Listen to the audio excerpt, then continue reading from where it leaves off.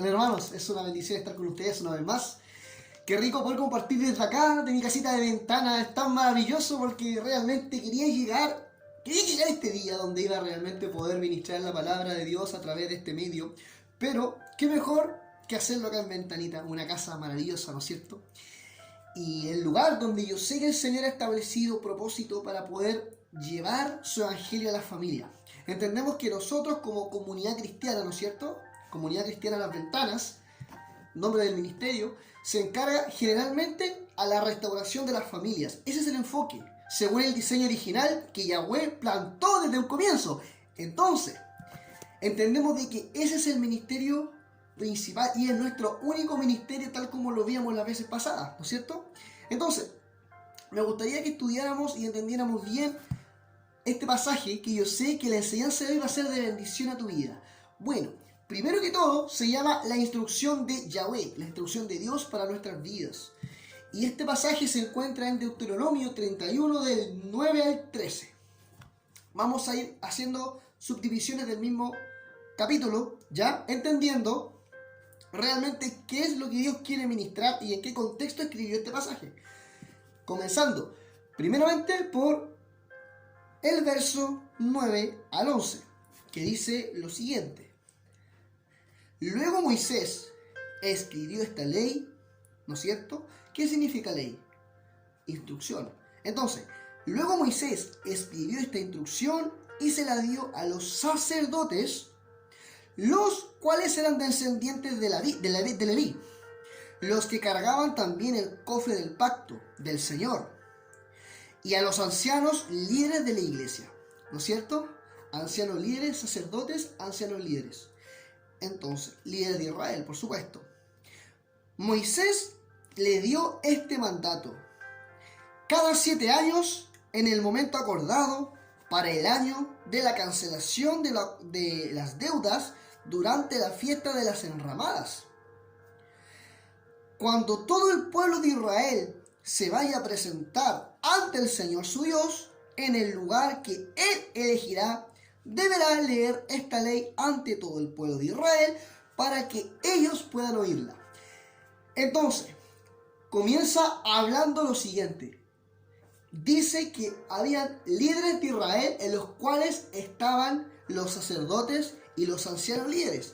Podríamos decir que los sacerdotes, para que entendamos el contexto de lo que estamos hablando, se refiere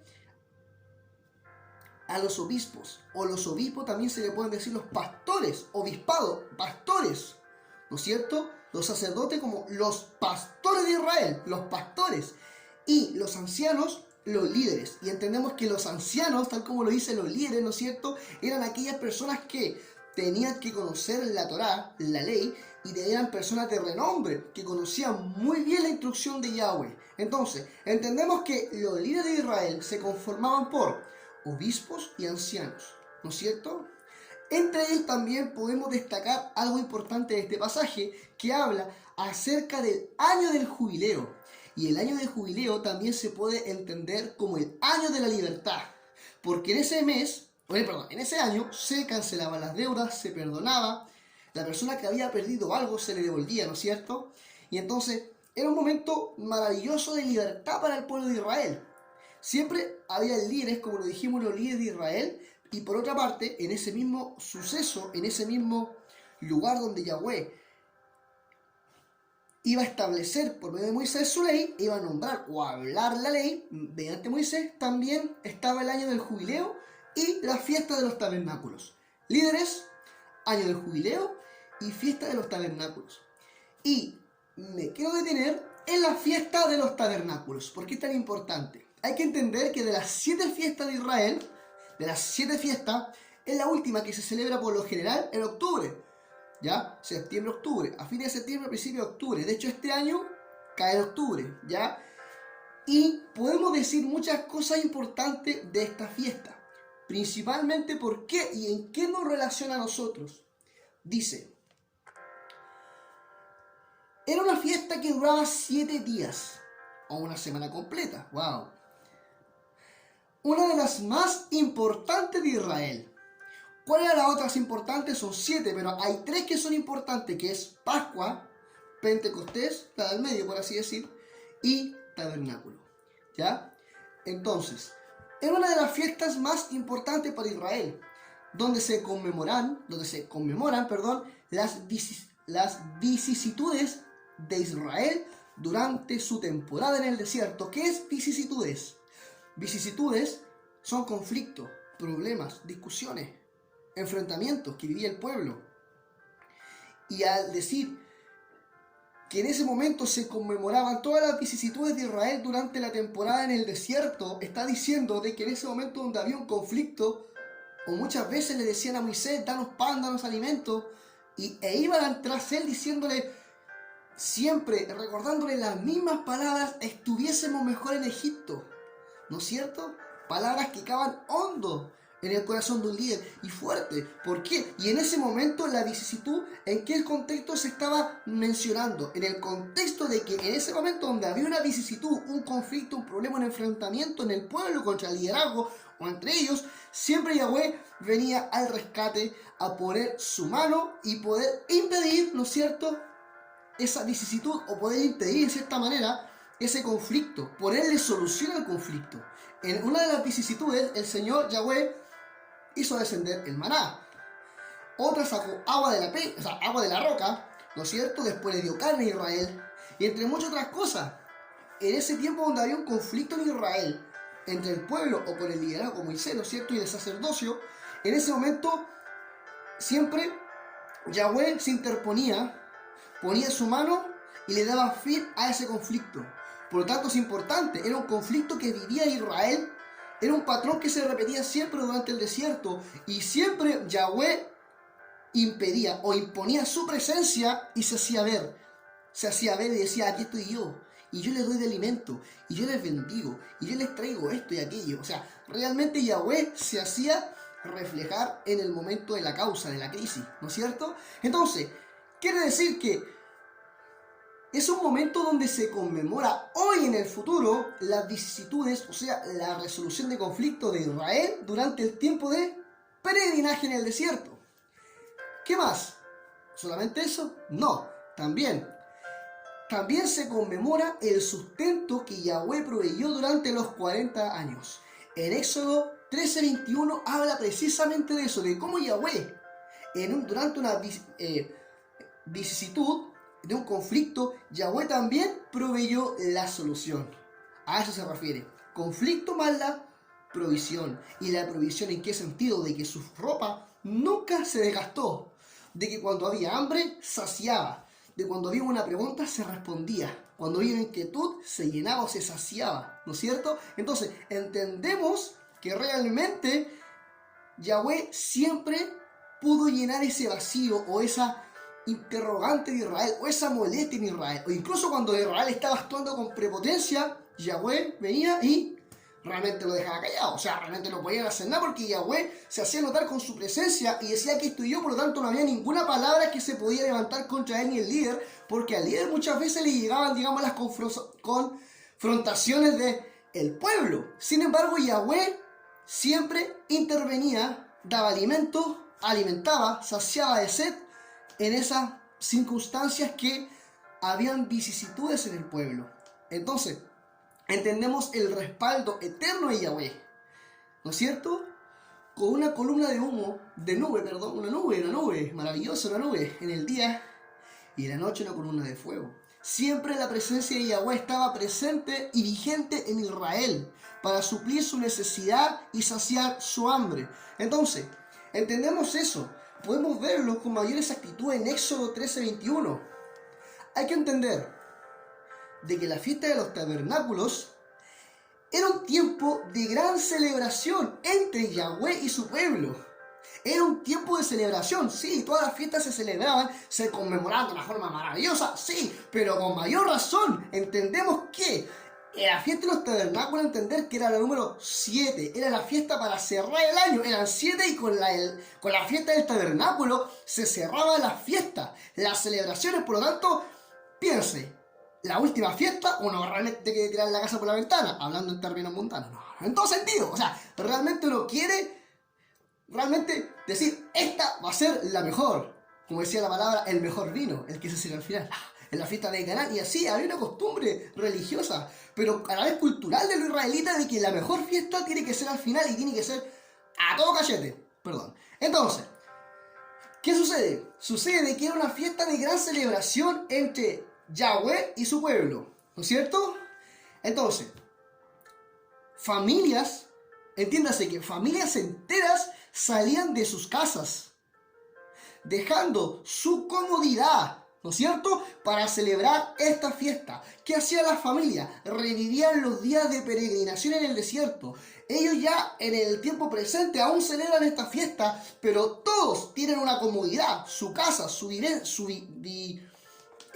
habitación donde ellos viven. O sea, ellos están con una casa y tienen su estabilidad. Sin embargo, en esa fiesta, ellos apartan esa comodidad, se levantan y van a celebrar todos al lugar del Muro de los Lamentos, bueno, donde están ellos hoy en día a celebrar la fiesta, el lugar de reunión, y se reúnen todos y comparten en conjunto todo, algo muy similar a lo que pasó en la iglesia primitiva, por decirlo de alguna manera, en el libro de los Hechos, donde ellos celebraban, ¿no es cierto?, todos juntos compartían como hermanos, ¿ya? Ahí ya no existían las comunidades, claramente hay situaciones y situaciones en Israel, familias más pobres, más ricachonas, o sea, y entre esas cosas, ellos dejaban esa comunidad y se olvidaban de todo sus pertenencias, se abstenían de todo, con el fin de compartir y llevar una ofrenda, un alimento, porque se comía pero como nunca, hermano, o sea, se comía realmente más que el año nuevo, o con las fiestas patrias juntos, o sea, por 2, por 3, por 4 conmigo, o sea, realmente una celebración fantástica. Llevaban su alimento y compartían juntos en familia. Ahí todo Israel, literalmente, es una familia. ¡Wow! O sea, realmente se conmemora la fiesta de la familia. ¡Amén! Entonces, eso es maravilloso, porque ya no había un corazón egoísta, había un corazón con el deseo de realmente de poder celebrar juntos. Y en el desierto de aquella época en Israel, claramente tenía ese corazón. ¿Por qué existía la fiesta? ¿Y por qué tan importante la conmemoración de la última fiesta? Porque en esa fiesta realmente el Señor descendía, porque Él era el que convocaba. Sinónimo de fiesta, convocación, invitación, donde Él llamaba a su pueblo para encontrarse con Él y para que todo su pueblo en unidad compartía y celebraba en familia. ¡Wow, wow, wow, wow! ¡Qué maravilloso! O sea, eso acontecía con ellos. Realmente era una celebración preciosa en familia. Es como un cumpleaños. No sé tú, pero personalmente en un cumpleaños yo invito a todo el mundo. O sea, no a gente que me cae bien. O sea, a personas cercanas, que son varias. Pero bueno, independientes. Son donde nos reunimos todos, la iglesia, los hermanos. Y es precioso porque compartimos todo, conversamos, echamos la talla, celebramos, nos acordamos los chistes. O sea, es un momento rico. Incluso ellos también se contaban chistes y, oye, los judíos son súper chistosos, no, son alegres. O sea, hay alegría, no hay religiosidad. No es lo que se ve ahora. Y ahora me pongo serio, no es lo que se ve ahora. Eran alegres, incluso cuando danzan. Es precioso, compartían y se alegraban a su modo. Su cultura era una cultura de felicidad, porque Dios es un Dios alegre. Es un Dios hermoso. Pasaba felicidad, con gozo. Ese Dios. Ese Yahweh. Y eso es lo que hoy en día hemos perdido, hermano. Tenemos que animarnos, fortalecernos, estar contentos. Vino el Señor, nos animó, nos fortaleció, unió a la familia. ¡Wow! Era una sola familia, un solo pueblo. ¡Qué maravilloso! Entonces, por eso era tan importante esta fiesta. Amén. Entonces, se revivían todos los días el peregrinaje que ellos tuvieron en el desierto. Esa es la fiesta de los tabernáculos. Hoy en día se celebra porque se revive ese hermoso momento. Ahora, dejando atrás este hermoso concepto, más abajo, en el 2 al 13, dice lo siguiente: porque aparte de reunirse a la comilona, a pasarlo bien, a disfrutar, sí había un propósito más profundo de Yahweh, por el cual estaba reuniendo a la familia. Para esto, dice el Señor, en la palabra por supuesto, dice: reúna a todo el pueblo, a los hombres, a las mujeres, atención, los niños, los emigrantes, o sea, los que venían de afuera. Muchos de ellos eran Egipto que se convirtieron, o sea, fueron tal el Dios tras Yahweh, ¿no es cierto? Muchos emigrantes que vivían en sus ciudades, para que puedan oír y aprender a respetar al Señor y obedezcan cuidadosamente todas estas palabras de la ley. Y dice, para que en ese momento, al reunirse la familia, sus descendientes, que aún no han conocido esta ley y no han nacido, por supuesto, puedan escuchar y aprender a respetar a Yahweh, su Dios, mientras vivan en la tierra que van a ocupar, una vez que crucen el río Jordán, donde estaba la tierra prometida. Amén. Entonces, en ese momento, Yahweh, hubo un momento de celebración, hubo un momento precioso en familia, donde comieron, saciaron, compartieron su alegría unos con otros, pero después, calm you please, se sentaron todos en círculo, ojalá, me imagino. No creo que uno detrás de otro, como ya. ¿Y qué pasó? Se para el líder Moisés y lee y relata la instrucción. Para el grande, para el joven, para el pequeño, y habla la palabra de la ley, haciendo hincapié en lo siguiente, en que esta conmemoración y estas enseñanzas debían obedecerlas en generación tras generación. Claramente muchos de los que iban a continuar hacia la tierra prometida y la generación que naciese de aquel lugar debía conocer la palabra de Yahweh. ¿Cuál fue el propósito de Yahweh? Que su familia y su descendencia, porque era de él, conociera la palabra, entendiera la escritura, pudiese conocer a Dios a través de su ley. Y la ley, no como se enseña hoy, la ley es instrucción y está viva, está presente, y él la cumplió para que siguiésemos cumpliéndola nosotros con su ejemplo. Amén. Esa es la ley. Está viva y está presente, amado, por si acaso. Está viva y es los preceptos y las ordenanzas y la instrucción de Yahweh. Amén. Entonces, está vigente en nosotros y está, como dice la palabra en Hebreos, es un pacto renovado donde ya no está escrita en tablas, ¿no? Sino que está en nuestro corazón. O sea, que a través de nuestra vida se manifiesta con libertad. Y así tiene que ser. Se tiene que manifestar con libertad de que realmente he creído y obedezco a Yahweh y a quien le pertenezco. Es lo más importante. Entonces, esa es la situación, hermano. Yo poder manifestar y ser libre, sentir su paz y su libertad, siempre practicando la palabra, practicando su ley, practicando y decirle al mundo que soy cristiano, pero no algo en cuello, sino con mi testimonio y decir, amado, soy feliz a pesar de que me falta todo, tengo a Cristo. Wow, qué maravilloso. Qué relación. No he hecho la pregunta. Entonces, quiero que entendamos esto. Esta conmemoración y enseñanza debía obedecerse de generación tras generación, pero, ¿qué pasó?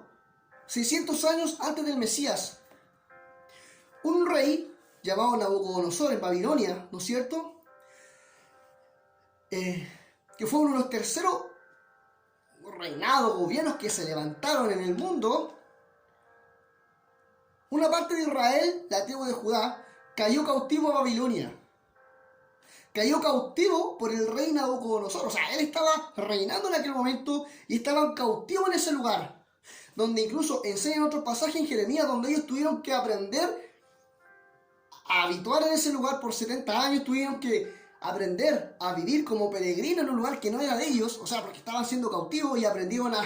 O sea, nacieron hijos, aprendieron a vivir, a formar una cultura de vida en ese lugar, ¿no es cierto? Era necesario, ya que y Yahweh se lo había dicho, digo, quédense tranquilos, van a salir de acá, pero sí, mientras tanto, formen familia, trabajen, ya establezcan su cultura, den testimonio, obedezcan la ley, wow, maravilloso, o sea, estaba realmente enfatizando ello. Entonces, eso fue lo que aconteció en aquel lugar, pero ojo, claramente se cumplió, no del todo, porque entendemos de que en ese momento, aquellas tribus que estaban ahí, que eran tribus paganas, ¿no es cierto?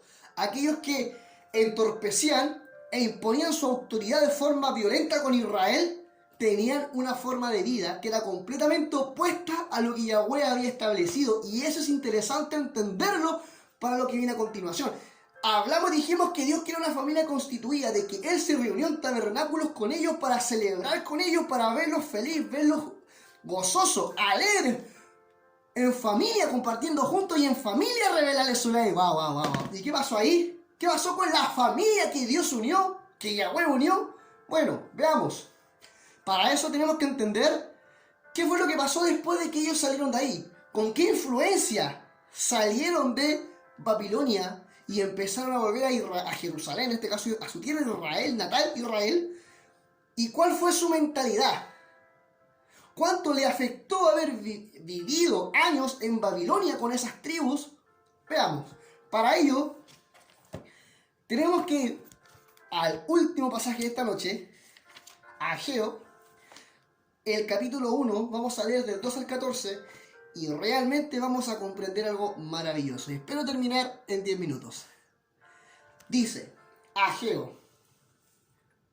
Primero que todo, ya lo dije, en ese lugar en Babilonia, primero que todo, habían adoptado, ¿no es cierto?, la iniquidad de Babilonia. Entonces, voy a leer una parte para hacer hincapié en los apuntes. Y dice, el 2, solamente el 2 hasta el 4. El Señor Todopoderoso dice, este pueblo anda diciendo que todavía no es el momento de reconstruir el templo del Señor. Pero el Señor dijo también por medio del profeta Ageo, pero sí es el momento.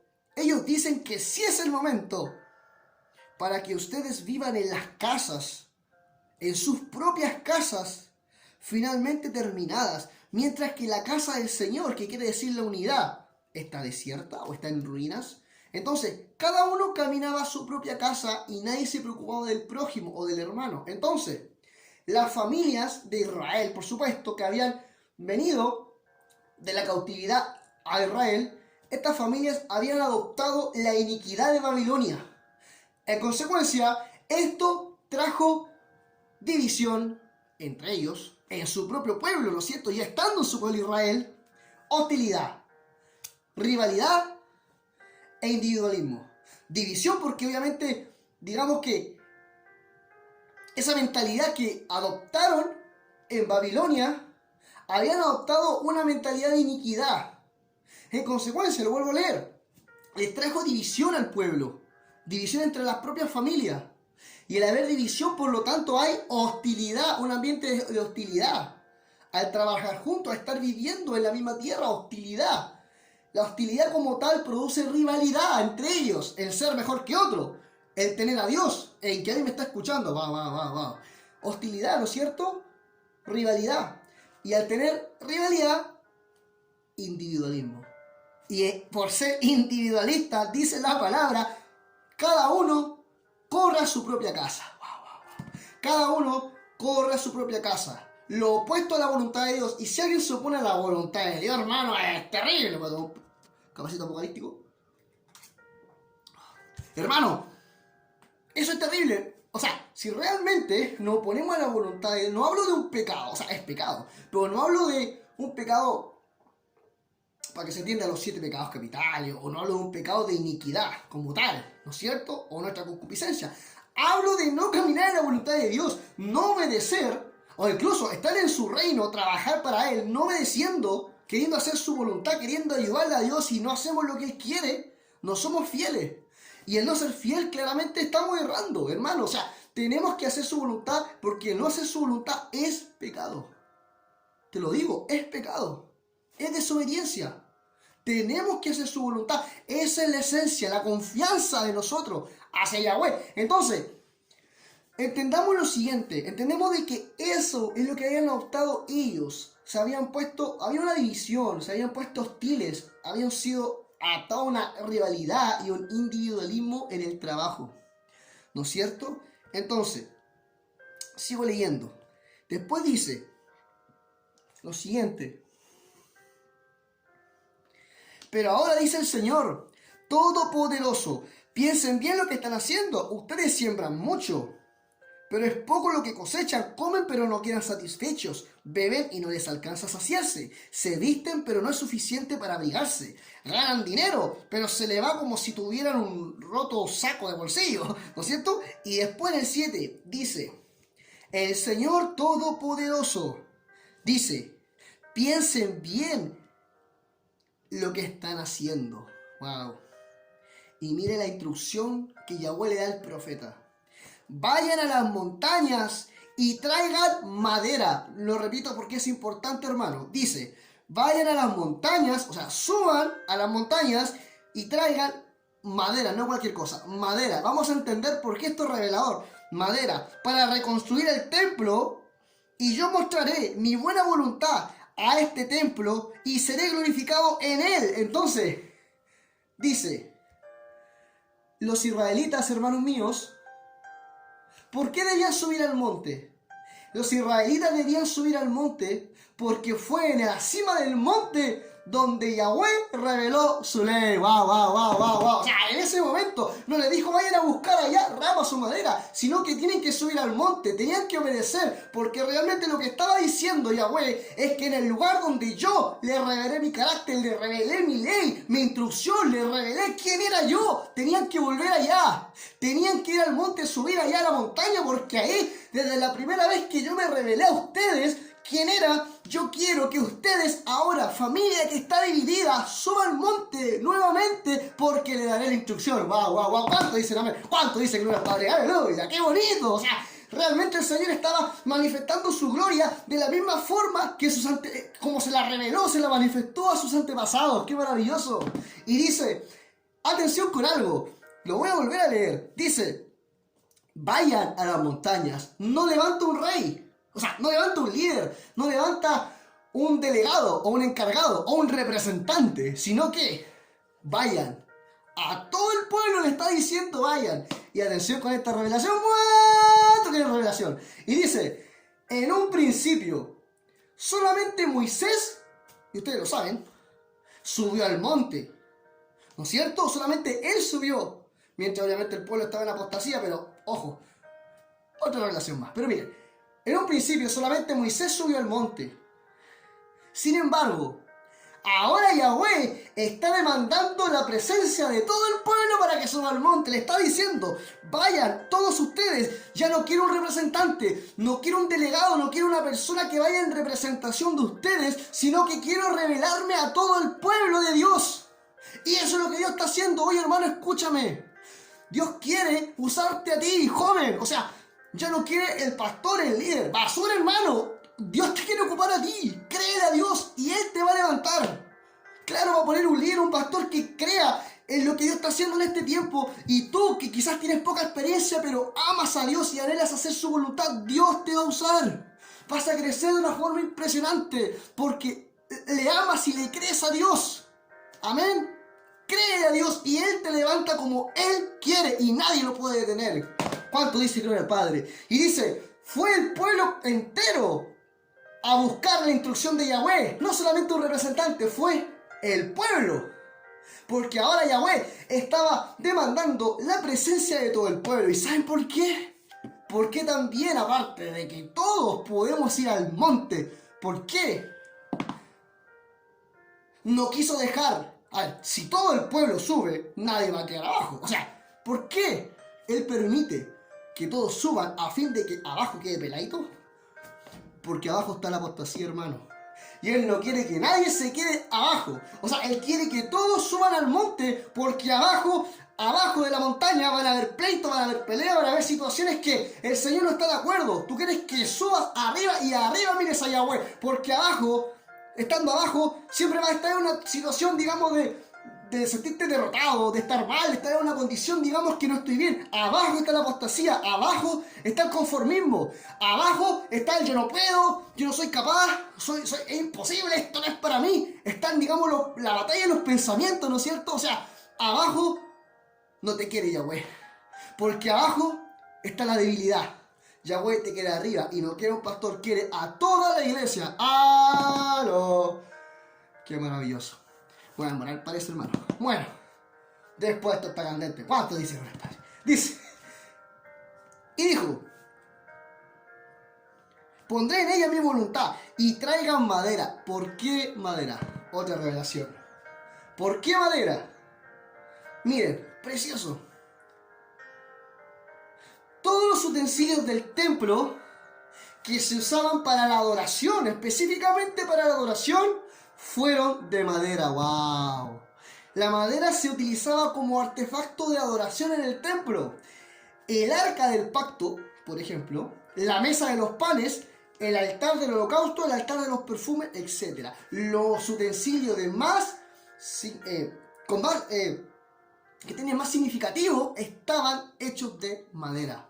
El arca, donde estaba la presencia, la mesa de los panes de la propiciación, el altar del holocausto, hermano. O sea, todo era hecho de madera, ¿no es cierto? Eran los utensilios que se usaban para la adoración, para los sacrificios de alabanza. O sea, entendemos que eso es la adoración real para Dios. Después dice, entendemos que nuestro Yeshua, nuestro Señor, era carpintero. Entonces, la carpintería era un oficio, pero ojo, que se consideraba para los beneficios del rey. No era cualquier cosa. No, no señor.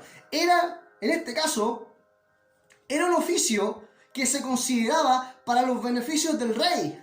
O sea, para servir al rey. O sea, el carpintero trabajaba directamente con el rey, con Yahweh. Trabajaba directamente con Yahweh. Era en beneficio de él. Era en el nombre de él. Entonces, Yeshua también fue de oficio carpintero. ¿Y qué pasó? ¿Dónde aprendió esto Yeshua? Donde aprendió todo lo de la carpintería bajo la instrucción de su padre, José. Pero entendemos que de nuestro padre. ¿De qué aprendemos el oficio? El oficio del carpintero, que es aquel que le sirve al rey. ¿Quién te capacita a ti para que le sirvas al rey con excelencia? ¡Qué maravilloso! ¿Quién es el que te capacita a ti para que el Espíritu Santo de alguna forma te revele lo que tienes que hacer o lo que no tienes que hacer a través de su palabra? Te revele por dónde tienes que ir y dónde tienes que apartarte, hermano. Dónde tienes que ir a celebrar su fiesta, a predicar la palabra, a ser un ministro, un discípulo, un servidor, un esclavo de Jesucristo. Eso es lo que tenemos que hacer, hermano. Él te enseña, Él te capacita, Él te llena. Él de alguna forma te hace sentirte libre sirviéndolo a Él. Y Él dice la palabra como le decía Yahweh al Mesías. Le decía, este es mi hijo amado, el que Él tengo complacencia. Aleluya. ¿Cuánto dicen amén? ¿Cuánto dicen gloria al Padre? Aleluya. Entonces, dice, ahora bien, la madera tiene un sentido también deshonroso, ya que el madero se utilizaba como instrumento de castigo, conocida como la madera de la maldición, la cual cargaba por nosotros y Yeshua cargó por nosotros. La madera significa, en sentido deshonroso, la madera de la maldición, pero por otra parte es deshonroso para el mundo porque sabemos que cargar nuestra cruz no da fortaleza. Cargar nuestra cruz no hace fuerte. Estar crucificado con Cristo, Gálatas 2:20. Entonces lo que vivo en la carne, lo vivo en la fe del Hijo del Hombre que por la cruz se entregó muriendo por mí y haciéndome libre del pecado. ¡Qué maravilla! En 2 de Timoteo 2:20 dice que en una casa existen objetos de honra, entre los cuales se encuentra la madera de honra. Honra al Padre a través de, dice, instrumentos, utensilios de honra, objetos de honra. Sea un objeto, instrumento de honra. Sea un instrumento que honra a Dios con tu testimonio. Un instrumento que honre a Dios, digamos, con tu forma de actuar, lo que tú dices, lo que hablas. El deseo de querer agradar el corazón de Dios, hermano, eso es lo más maravilloso. El querer agradar su corazón. Que nadie te diga nada. No lo dejes en segundo lugar porque es una, te lo digo, experiencia, es una maldición. La peor maldición que le puede pasar a un cristiano es dejar a Yahweh en segundo lugar y poner por delante cualquier cosa. Pon en primer lugar a Yahweh y verás cómo Dios te respalda, te habla, te bendice y te pone por sobre todas las cosas y las circunstancias terrenales. Aleluya. Y por último, la madera. Y viene otra revelación, hermano, que estoy emocionado. Dice, la madera se extrae del árbol. Es decir, el árbol de la vida, que también es el mismo Yeshua, el cual es maravilloso. Porque el árbol de la vida, si usted lee de Génesis Apocalipsis, aparece en el Edén. Y la historia también termina, ¿con qué termina la historia? Termina con el árbol de la vida. ¿Qué quiere decir esto? Escúchame, hermano, joven que me estás escuchando. Dice que esto significa, ¿qué significa que salga al principio y al final? Significa que en Yeshua está contenido nuestro principio y nuestro final. O sea, quiere decir que ¿por qué entonces salió el principio y después el final? Porque está contenida en toda la Biblia la instrucción que tú necesitas. Y ahí, en el principio y en el final, está contenida nuestra vida en Yeshua. ¡Wow! En el principio al fin, Él conoce tu principio y tu fin. Por eso aparece al final y al principio, o al principio y al final, el árbol de la vida. Porque nuestro principio y nuestro final está contenido en Jesucristo. ¡Wow! ¡Qué revelación, hermano! ¡Qué maravilloso! Ahí se contiene nuestra vida y está nuestro principio y nuestro fin. Por ser nuestra vida es completamente rendida a Cristo. ¡Qué maravilloso! Entonces, wow. Con esta revelación, hermano, yo realmente me regocijo. ¿Y qué dice? Voy a terminar el pasaje para leer, porque realmente a mí me llena. Dice: entonces Zorobabel, hijo de Salitiel, y el sumo sacerdote, dice que el pueblo obedecieron lo que Yahweh, Dios, había dicho al pueblo a través del profeta. Y el pueblo sintió respeto y temor, que es lo mismo, ante Yahweh. Entonces Ageo, el mensajero de Yahweh, dirigido por Dios, le dijo al pueblo: el Señor dice, estoy con ustedes.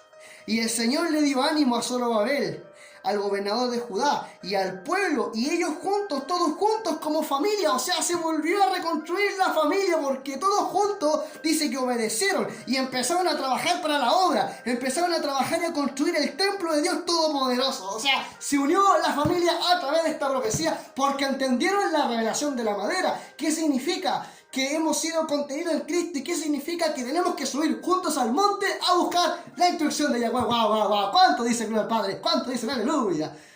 Ay, no me queda nada más que orar, amados míos, antes de llegar al minuto 40 y decirle a Dios que esta palabra sea revelada en sus vidas. Gracias a Dios por este hermoso momento que hemos vivido, por esta palabra preciosa que me permite compartir en Ventana. Te ruego, Dios, que hagas tu voluntad, y en esta hora queremos decirte, Señor, que actúes en nosotros cada día, Señor, y te reveles a nosotros, Dios. Tu presencia buscamos más y más, Señor, y nos rendimos a tu voluntad, como dice la canción, Señor.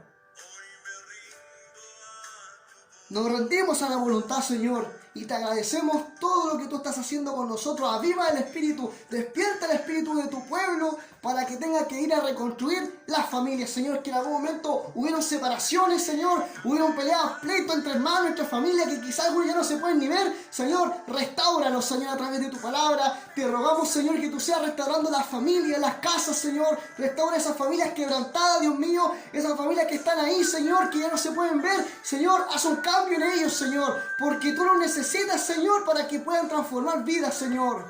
Te adoramos, Señor, y te entregamos todo este momento confiando de que tú eres maravilloso, Señor. Te adoramos y te agradecemos todo esto en el nombre de Jesús. Amén y amén. Aleluya.